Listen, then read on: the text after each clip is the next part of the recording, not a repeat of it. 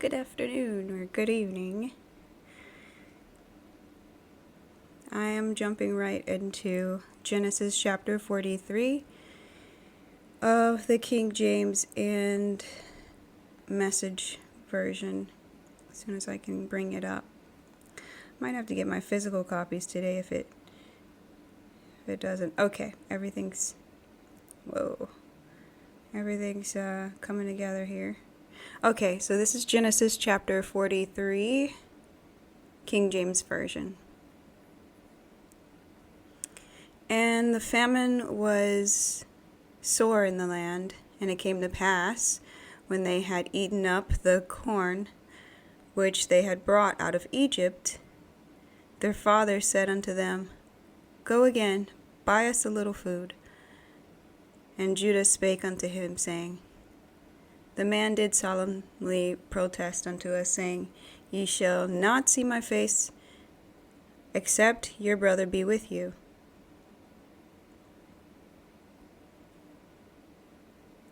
If thou wilt send our brother with us, we will go down and buy thee food. But if thou wilt not send him, we will not go down. For the man said unto us, Ye shall not see my face, except your brother be with you. And Israel said, Wherefore dealt ye so ill with me, as to tell the man whether ye had yet a brother? And they said, The man asked us straitly of our state and of our kindred, saying, Is your father yet alive? Have ye another brother? And we told him according to the tenor of these words. Could we certainly know that he would say, Bring your brother down? And Judah said unto Israel his father, Send the lad with me, and we will arise and go, that we may live and not die, both we and thou, and also our little ones. I will be surely for him.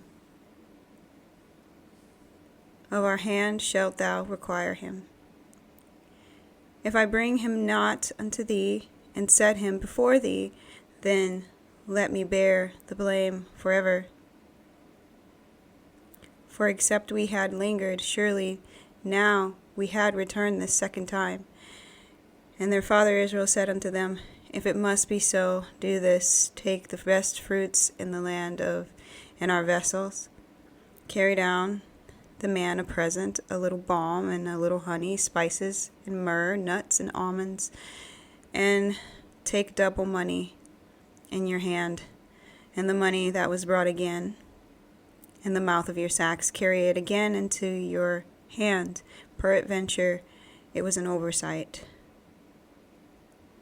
Take also your brother, and arise, go again unto the man, and God Almighty give you mercy before the man, that he may send away your other brother and Benjamin. If I be bereaved of my children, I am bereaved. And the men that took that present, and they took double money in their hand, and Benjamin rose up and went down to Egypt, and stood before Joseph. And when Joseph saw Benjamin with them, he said unto the ruler of the house, Bring these men home, and slay, and make ready, for these men shall dine with me soon. And the man did as Joseph bade, and the man brought the men unto Joseph's house. And the men were afraid, because they were brought into Joseph's house.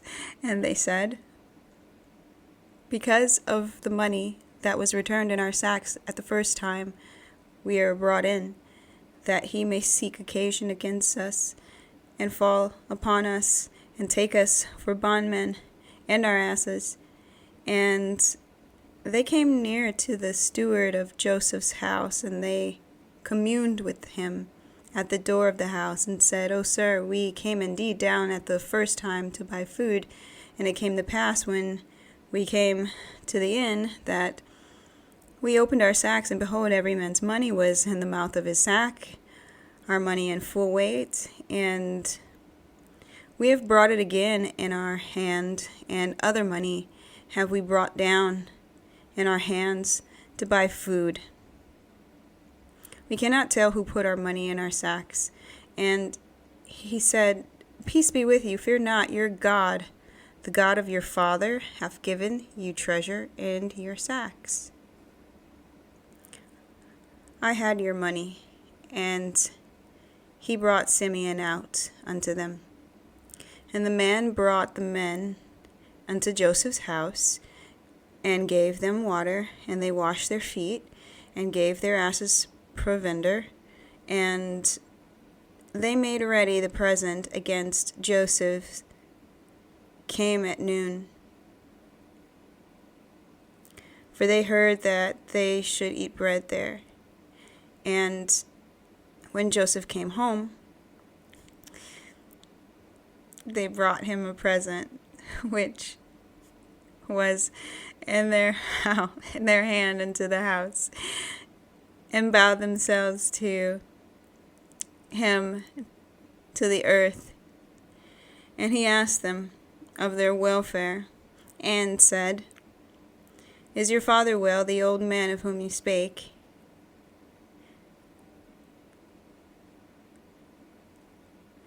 Is he yet alive? And they answered, Thy servant, our father, is in good health, he is yet alive. And they bowed down their heads and made obedience. And he lifted up his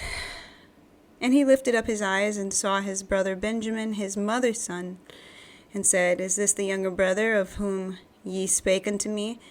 And he said, God be gracious unto thee, my son.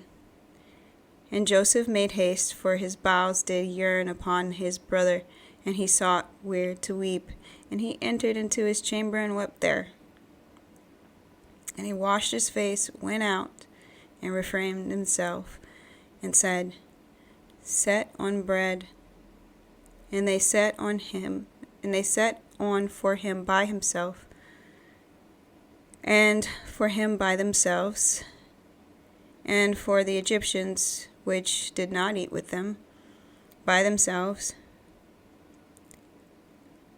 because the Egyptians might not eat bread with the Hebrews, for that is an abomination unto the Egyptians. And they sat before him, the firstborn according to his birthright, and the youngest according to his youth. And the man marveled at one another. And he took and sent messes unto them from before them. But Benjamin's mess was 5 times so much as any of theirs, and they drank, and they were merry with him. I'm going to go ahead and jump right into the Message. Genesis chapter 43, the Message version. The famine got worse. When they had eaten all the food they had back from Egypt, their father asked, Go back and get some more food. But Judah said, The man warned us emphatically, You won't so much as see my face if you don't have your brother with you. If you're ready to release our brother to go with us, we'll go down and get you food. But if you're not ready, we aren't going. What would be the use? The man told us, You won't so much as see my face if you don't have your brother with you. Israel said, Why are you making my life so difficult? Why did you ever tell the man you had another brother? And they said, The man pressed us hard, asking, pointing questions about our family. Is your father alive? Do you have another brother? So we answered his questions. How did we know he'd say, Bring your brother here? And Judah pushed his father Israel, Let the boy go. I'll take charge of him. Let us go and be on our way. If we don't get going, we're all going to starve to death. We and you and our children too. I'll take full responsibility for his safety. It's my life on the line for his. If I don't bring him back safe and sound, I'm guilty. I'll take the blame. If we had gone ahead in the first place instead of procrastinating like this, we could have been there and back twice over. Their father Israel gave in. If it has to be, it has to be. But do this, stuff your packs with the finest products from the land you can find and take them to the man as gifts, some balm and honey, spices and perfumes and pistachios and almonds. Take plenty of money, pack back double what was returned in your sacks. That might have been a mistake. Take your brother and get going. Go back to the man, and may the strong God give you grace in that man's eyes so that he'll send back your other brother along with Benjamin. For me, nothing's left. I've lost everything. The man took the gifts, double the money and Benjamin. They lost no time in getting to Egypt and meeting Joseph. When Joseph saw that they had Benjamin with them, he told his house steward, take these men into the house and make them at home. Butcher an animal and prepare a meal. These men are going to eat with me at noon. The steward did what Joseph had said and took them inside. But they became anxious when they were brought into Joseph's home, thinking, it's the money. He thinks we ran off with the money on our first trip down here, and now he's got us where he wants us. He's going to turn us into slaves and confiscate our donkeys. So they went up to Joseph's house steward and talked to him in the doorway. They said, listen, master, we come down here one other time to buy food.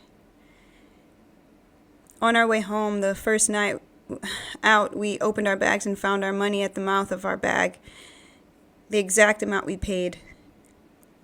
We've brought it all back and have plenty more to buy more food with. We have no idea who put the money in our bags. The steward said, everything is in order, don't worry. Your God is the God of your father. Must have given you a bonus. I was paid in full. And with that, he presented Simeon to them. He then took them inside Joseph's house and made them comfortable. He gave them water to wash their feet and saw the feeding of their donkeys. The brothers spread out their gifts and they waited for Joseph to show up at noon. They had been told that they were to have dinner with him. When Joseph got home, they presented him with the gifts they had brought and bowed respectfully before him.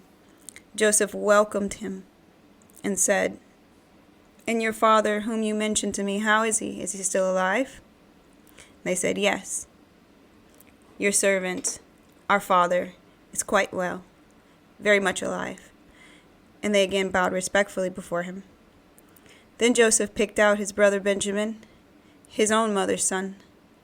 And he asked, and is this the younger brother that you've told me about? And he said, God be gracious to you, my son. Deeply moved on seeing his brother and about to burst into tears, Joseph hurried out into another room and had a good cry. And then he washed his face, got a grip on himself, and said, let's eat.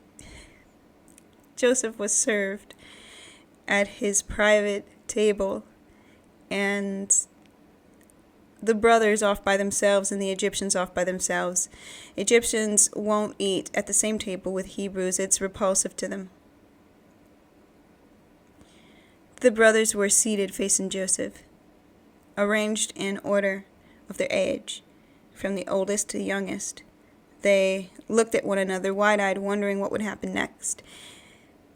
When the brothers' plates were served from Joseph's table, Benjamin's plate came piled high, far more than his brothers. And so the brothers feasted with Joseph, drinking freely. And that's the end of chapter 43. really like this chapter. As I said, I just like the story of Joseph in general. It's just a really good story. I'm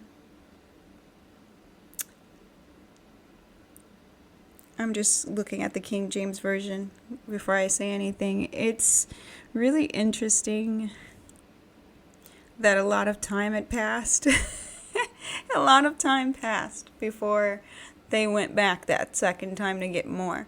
And they were pretty much they'd eaten everything, all of what they bought. And they were like still stalling. And part of it was, and I'm thinking Simeon's still in jail this whole time, but the reason behind it is because of Jacob, aka Israel, being reluctant on allowing Benjamin to go with them because he's thinking he's going to lose him. And it's really interesting. It's like they really don't have a choice. They have to go back in order to survive. And they're having this whole argument because they're knowing that they need to go back to get food. This is the only place they can get food. They've stalled long enough. The other brother's still there. And their father is just like, why did you tell them about me and tell them about your other brother and all of this? And they explained because he asked about it. And none of them really understand the reason why. Of course, Joseph had asked those things because this is his family. He's probably never thinking he'd see them again, They don't even think he's alive. So just this whole thing, I can't imagine how overwhelming it must be for both parties in different ways. And Judah's saying, I'll watch over him. Don't worry. In the last chapter before this, I think it was Reuben saying, don't worry, you can kill my sons and all this, they're trying so hard because they know that this is based on, their survival is dependent on this happening, them being able to go back. And the only way that they can go back is if they bring the youngest brother, Benjamin. So he has to give in. And Jacob, aka Israel, he does give in.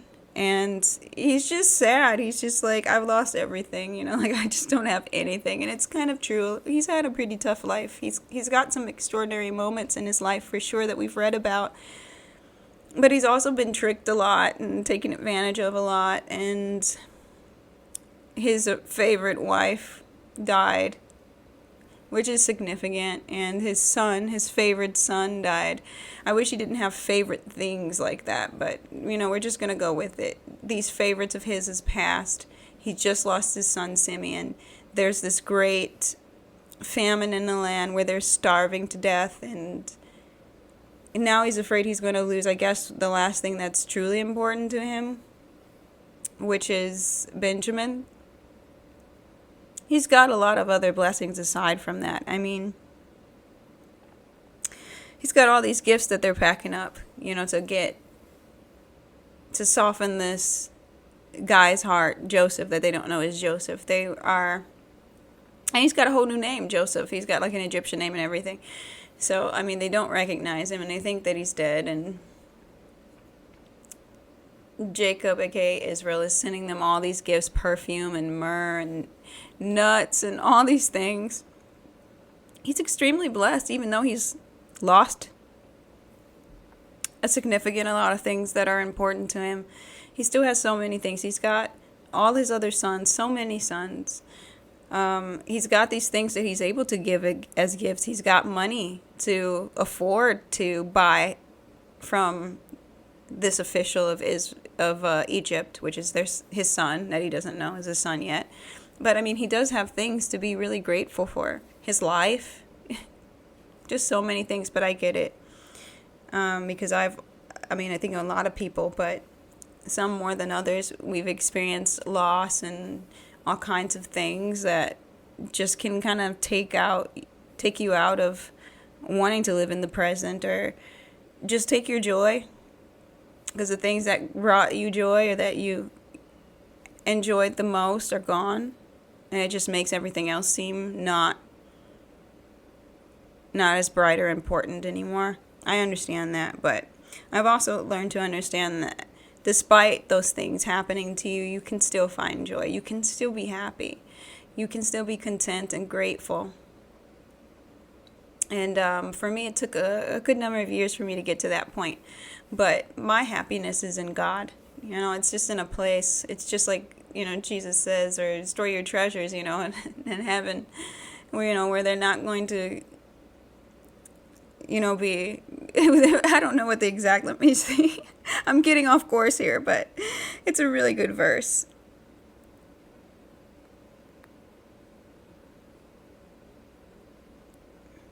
Matthew chapter 6, verses 19 through 21.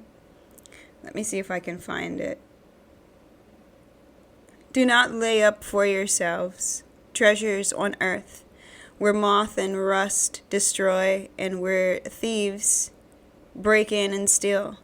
But lay up for yourselves treasures in heaven, where neither moth nor rust destroys, and where thieves do not break in and steal. And this is where my joy is. My treasure is in God. He's my treasure, for real. And I'm his treasure. And that's the craziest part about it. It's just like this free love, and it's real, and it's like the best level of love. And that's where my happiness is. It's in a place that cannot be bothered or taken from me, or it doesn't change, or God's not over here changing his mind. I love you now, and then later he doesn't love me. It's for keeps, and if anything, it will just grow, at least on my end, which just probably exasperates what God is feeling for me all the time, that he lets me know through his word, just through his presence. I can feel it all around me, sometimes much stronger than other times. Like, I can actually feel him hugging me. Like, I don't know how to explain it. When you have a relationship, a really good one, and mine is growing all the time, it never stops. I'm probably like still in baby mode in my relationship, I think, even though I've known him all my life, and this is the closest I've ever been to him. But I'm at a point now where I can literally physically feel like, and it's like a spirit, it's like goosebumps and everything. I don't even know how to explain his hugs, but he gives me hugs every day, several times a day. It's probably one of my favorite parts about existence, is that I can literally feel his presence, and it's just pure love. I don't know how to explain it, guys. But that's where my happiness is. It's not in anything of this earth, although the things that God allows me to have in this earth, the blessings that he gives me, like every single thing that I'm trying to think of to be grateful for, which is anything that he's given me in my possession to enjoy or utilize, those things are worth counting too, but I don't depend on any of it, if that can make any sense to you. I'm just very grateful for it, and I'm hoping that I utilize it properly in a way that pleases him, but I don't worship him, and I don't worship those things or put them on a pedestal. I only worship God. He's the source of all those good things. At any moment, he could take them or increase them. And I just like to roll with the punches there. As long as God's with me, I'm okay. As long as he's here, there's hope, and there's a reason for me to keep going in whatever my mission is here to do. But he's my happiness. He's my joy. And, I'll just be walking down the street just smiling to myself. And I know, like, when I look sometimes or glance over and I can see people looking at me, probably wondering, what am I smiling so much about? It's him. I'm smiling because of my God making me happy. Just the thought of him and just everything he's done for me and just how much he loves me. That I'm still alive and being able to walk down the street on a beautiful day, even like today. It's just really beautiful, guys. It's a really nice spring day. So just being able to walk down the street and enjoy the fresh air and the blue sky and the sun. Anyway, back to this commentary. I'm not going to spend too much longer because I'm talking about myself, but I can relate to it a lot. And he has a lot to be grateful for despite everything that's happened. It just depends on how you want to renew your mind and the perspective that you want to see things. But I understand loss is very difficult. Losing things that you love in this world is very difficult, but you aren't really meant to put certain things on pedestals anyway outside of God. And this is why. Because you just miss out on the things that you're being blessed with now. And that's easier said than done, believe me. But with some good meditation on these things, on God's word, and just really growing in your relationship with him, you come to recognize things like this, and it gets easier. It just isn't, you just don't really look at things in life the same. Anyway, I'm going to zoom on down here. I do like the fact that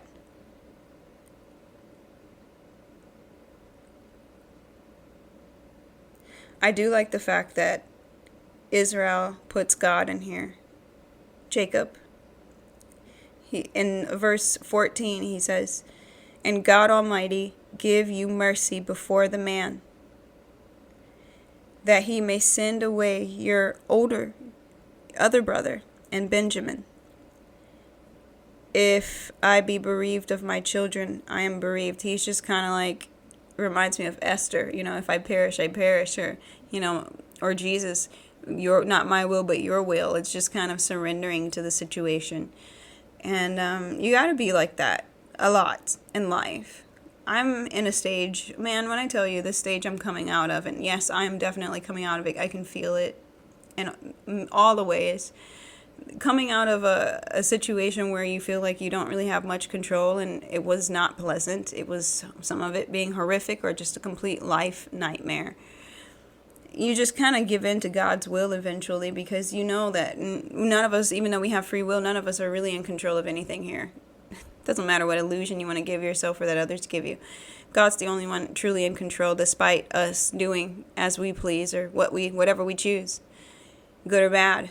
God is, we have our free will. I think I mentioned this many chapters ago. We have our free will, but God's will just overlaps whatever we're doing, whatever the story is that he has, it's going to be whatever he said it's going to be, despite whatever we're doing. He'll just use it at the most. He'll just use it to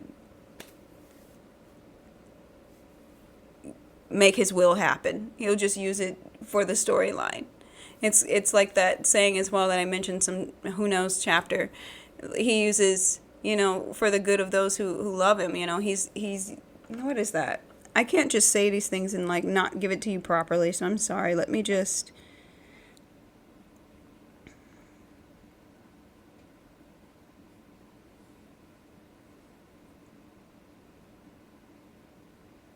I don't really want to give this one away. I keep having to look up a different one because we're coming up on one that I'm just going to go ahead and say it. In chapter 50 in Genesis, which I don't want to spoil it because this is the end of the story, but you already kind of get the gist of what's going on here. And Genesis chapter 50 verse 20, it says, "You intended to harm me, but God intended it for good to accomplish what is now being done, the saving of many lives." There's another verse I want to share really quick.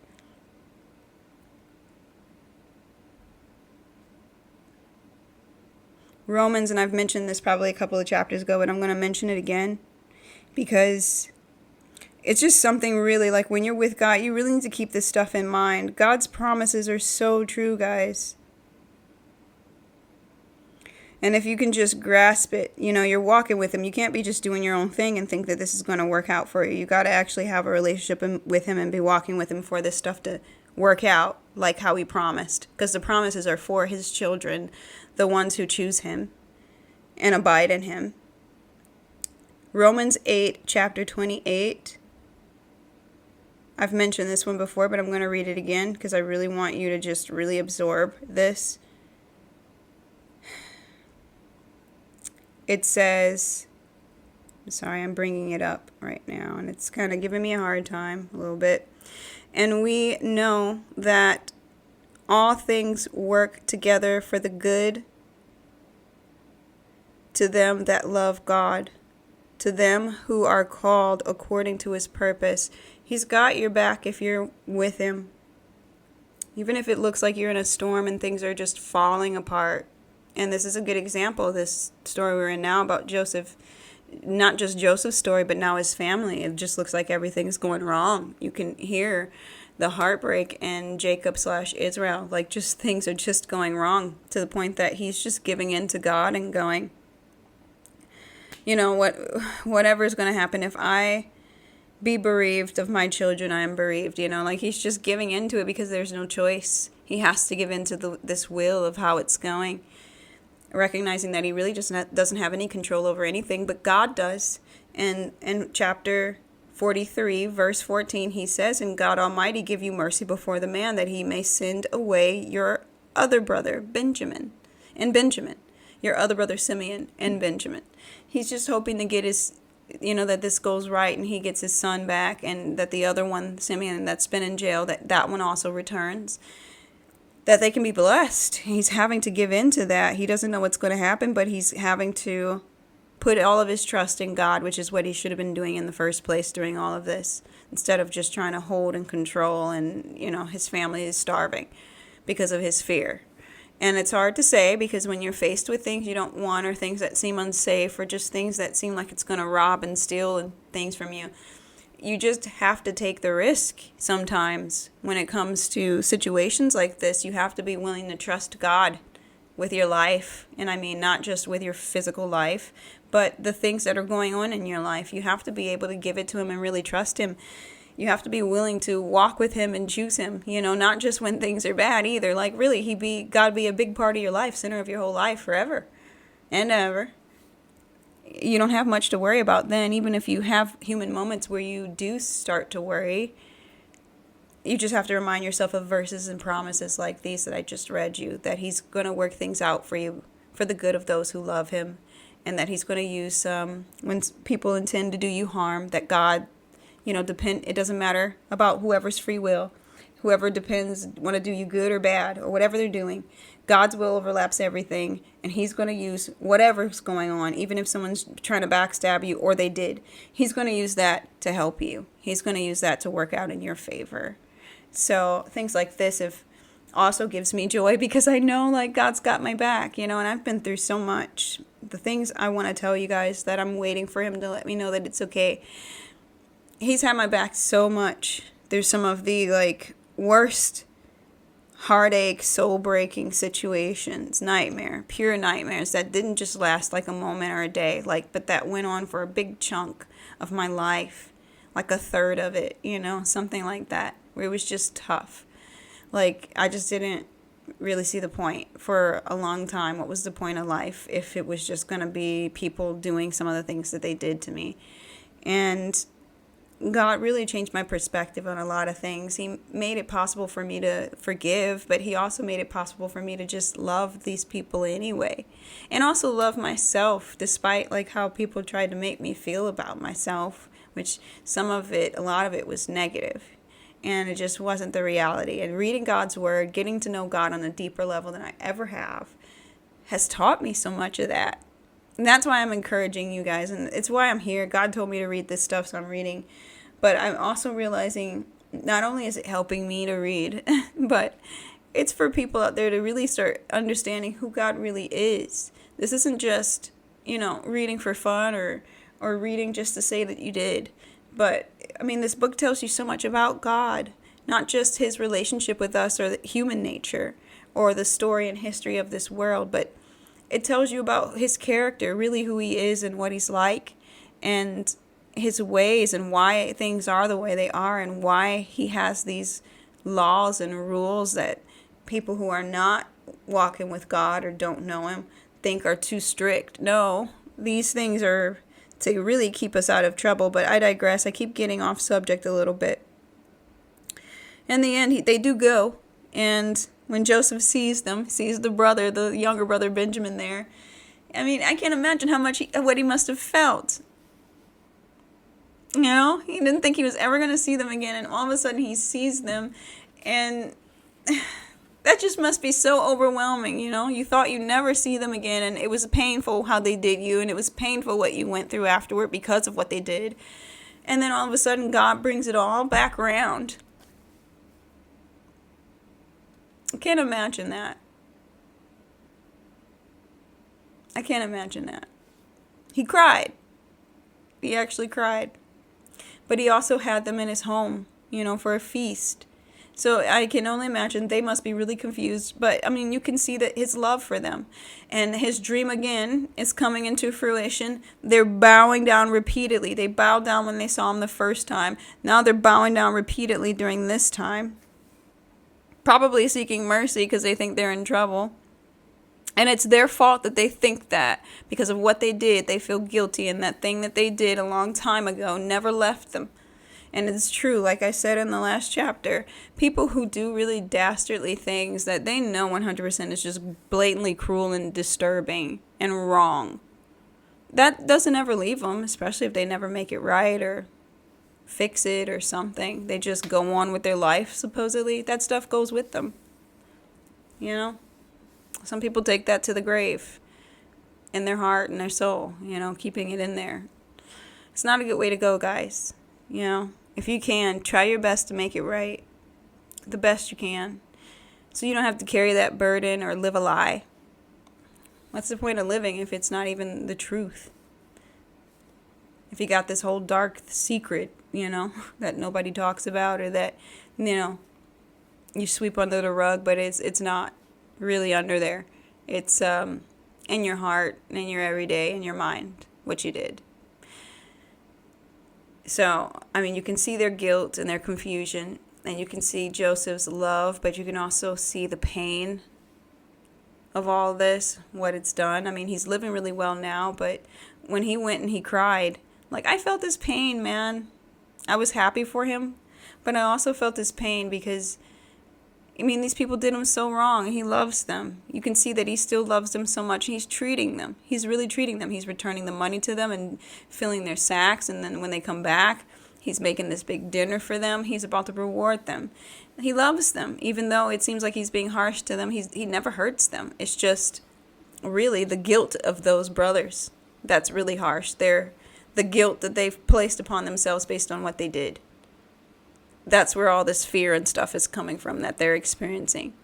That's why they're so anxious and frightened and all of this.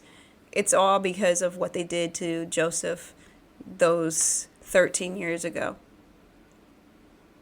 Joseph is actually being pretty generous and loving despite what they did. And he's the victim here in terms of that whole shenanigans. And he's still kind. And I think that's just such a good example of how you should really be. And I stated this just a few minutes ago. It's true. Some people did such terrible things to me. I'm not kidding. But I love them. And I think it's okay to love people anyway, despite, even if they left you for dead. Love them anyway, because God didn't leave you for dead. God didn't leave me for dead. I'm in a really decent place in my heart, my soul, and things now. And God is every day taking me to better places in life and just spiritually, and I'm grateful for that. I'm loved. And, even if I was left for dead, God didn't let that happen. It was just like that Romans 8. He's there, for the good of those who love him. He's going to watch over me, and he's got my back. And he's letting me preserve my character. That I do want to be loving and stuff. I don't want to be bitter or sad or anything. I want to love. Because that's what I was before, and that's what I'm going to be now, even more so. Despite whatever situation. So, he's having a nice little feast. He's giving Benjamin triple or something. I think it said 3 times as much food than the others. Let me see how much more than he did. And who knows how long it's been since he's seen Benjamin. Benjamin must have been really small when Joseph was, removed from the family by his own blood. But, he's seeing his brother after all this time, after 13 years. So his brother's probably a young man, very young man. And that's just a lot, man. I can understand why he cried, but he cried in private, washed his face up, went back out. And, it's a blessing. All of this is such a blessing that they could be reunited in such a way. And I think Joseph is handling it with a lot of grace, despite it. To me, I'm reading a mixture of such happiness and a relief and closure mixed with his pain of the past. That's what it looks like to me. And he's handling it really, really well. He's not abusing his power here. He gave Benjamin, it says in verse 34, and he took and sent messes unto them from before him, and Benjamin's mess was 5 times so much as any of theirs. And they drank and were merry with him. So right now, like, they're wondering what's going on. I'm just so happy for this, because this is exactly what you do. Even when people have done you so wrong, this is exactly how you do it. You just love them. Leave the vengeance and the justice to God, and really, they usually take vengeance on themselves unconsciously with the guilt that they carry with them this whole time, causing them to make really ridiculous decisions in their own life, kind of like how Judah did with that whole going out to get the Canaanite woman and his 3 sons and all that mess he got himself into. It's just, it comes back around one way or another, and you don't have to do anything, and you don't even have to hope for it. At best, just pray for justice. If you feel like deeply wronged, give it to God, and then let God do what he's going to do. And he will. Even if you didn't pray it, he will anyway, because he says, vengeance is mine, I will repay. You don't have to worry. Even if it doesn't seem like, oh, they're living a great life after this, and they're not even thinking about what they did. Don't you worry about that. Nothing is really what it seems usually on this planet anyway. And if you're doing people dirty and it looks like, that if the person is doing someone dirty and you see them maybe on social media or something, Facebook or something, it just seems like they're living this great life. Who cares? Who cares what that looks like? Because you know the truth of what really happened and what that person did. And it isn't even for you to harbor on it. Just let it go, really, and just focus on yourself, making sure that stuff like that doesn't ever happen to you again, and walk with God. Like, just strengthen your relationship with God and let him help you build your character. It's going to be okay. I promise, guys. Like, the cure to everything is God. And I know there's people out there that just think, like, what I'm saying is a bunch of pish-posh or something, but it's true. I'm speaking from experience. So anyway, I've been on here longer than I should. The commentary is always long, but it just makes me think. Each chapter makes me think about just things in today's life and today's world. And I'm excited about what chapter 44 is going to bring, what's going to happen with Joseph and his brothers, because right now there is no strife. They're eating good, and even though they're scared, Joseph's not gonna, obviously you can see that he loves them still, despite everything. Despite it all, he loves them. And I can tell that he's grateful to God just for this opportunity that has presented itself here. So, let's see what happens in 44. I pray you guys have a blessed day. I hope that you enjoyed this reading and that you also got something out of it. And whatever you feel like stood out to you, leave a comment. That'd be great. Thumb it up for the algorithm if you can, please. I'm not doing this YouTube channel to make money or, to be popular and have, 1 million subscribers. I'm doing this because I was told by God to do it. And I'm trying to be obedient and come on here almost every day. Not easy. Not easy to do because I have life. I have to do life. And this takes a lot of time and work to do this every day. So it'd be really great if you guys could support that and just make it easier for other people to find who want to take the Bible a little slow and read a chapter a day or, a chapter every other day or whatever. Just a slow pace of really getting to know God's Word. Or just for whatever reasons you want to read God's Word. So, God bless you guys. I love you, and I'll just see you tomorrow. God bless, God bless, God bless.